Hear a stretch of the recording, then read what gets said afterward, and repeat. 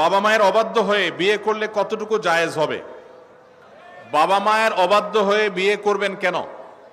বাবা মারা যারা এখানে আছেন, আপনাদেরকে বলতেছি, চাচারা যারা আছেন, পর্দার আড়াল থেকে চাচিরা যারা শুনছেন, ছেলে মেয়ে বিয়ের উপযুক্ত হওয়ার পর তথাকথিত পায়ে দান ও অজুহাত করে নাম করে ছেলে মেয়েকে বিয়ে দিতে দেরি করবেন না। পোলাপানের আওয়াজ শুনে হলেও কিছুটা বোঝার চেষ্টা করেন। আল্লাহ রাব্বুল আলামিন আমাদের চাচা চাচিদেরকে হেদায়েত নসিব করুন। ওনারা যেন আমাদের ছেলে মেয়েদের কষ্টটা বুঝেন, আল্লাহ তাআলা সেই তৌফিক নসিব করুন। বাবাজিরা, আপনারা যে বয়সে বিয়ে করেছেন, আপনার ছেলেকে কিন্তু তার চাইতে আর্লি দিতে হবে। কেন দিতে হবে? কারণ আপনাদের আমলে ফেসবুক ছিল না, এখন ফেসবুক বাইর হয়েছে। আপনাদের আমলে স্মার্টফোন ছিল না, এখন টাচ মোবাইল বাইর হয়েছে। এই ছেলে মেয়েদের চরিত্র রক্ষা করার জন্য আর্লি বিয়ে দিতে হবে। আল্লাহ আমাদের মুরব্বীদেরকে সে হেদায়েত নসিব করুন। নবী করিম সাল্লাল্লাহু আলাইহি সাল্লাম বলেছেন, তোমার সন্তান বিবাহের উপযুক্ত হওয়ার পর তাকে বিবাহ দিতে দেরি করবে না। যদি দেরি করো তাহলে ব্যভিচারের মতো ফিতনা সমাজে ছড়িয়ে পড়বে। এই ফিতনা সমাজে ছড়ালে কি হয়? পশ্চিমাদের চাইতে বেশি কেউ বোঝে না। পশ্চিমারা বিবাহ বহির্ভূত সম্পর্ককে অ্যাপ্রিসিয়েট করেছে।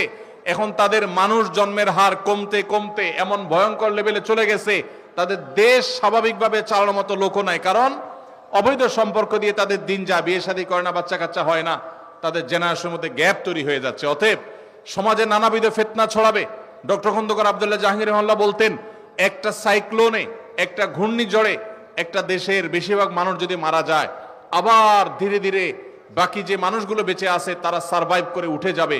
কিন্তু ব্যভিচার যদি একবার ছড়িয়ে পড়ে পৃথিবীতে, ঘরে ঘরে যদি ব্যভিচার এটা শুরু হয়ে যায়, বিবাহকে যদি নিরুৎসাহিত করা হয়, তাহলে সেক্ষেত্রে মানুষের জন্ম এটা বন্ধ হয়ে যাবে এবং মানব সভ্যতা পৃথিবী থেকে হারিয়ে যাবে। এই জন্যই ব্যভিচারের শাস্তি ইসলামের সবচেয়ে কঠিন এবং সবচেয়ে নির্মমভাবে এই শাস্তি, সবচেয়ে কঠোর শাস্তি দেওয়ার কথা বলা হয়েছে। এই জন্য ভাইরা আমার, মুরব্বীদের যারা আছেন তাদের বলছি, আপনার সন্তান যদি খারাপ পথে যায়, হারামের পথে যায়, আপনার অবহেলার কারণে আপনি তাকে বিবাহ দিতে দেরি করেন, তাহলে আল্লাহর কাছে সন্তানও দায়ী থাকবে, আপনিও দায়ী থাকবেন।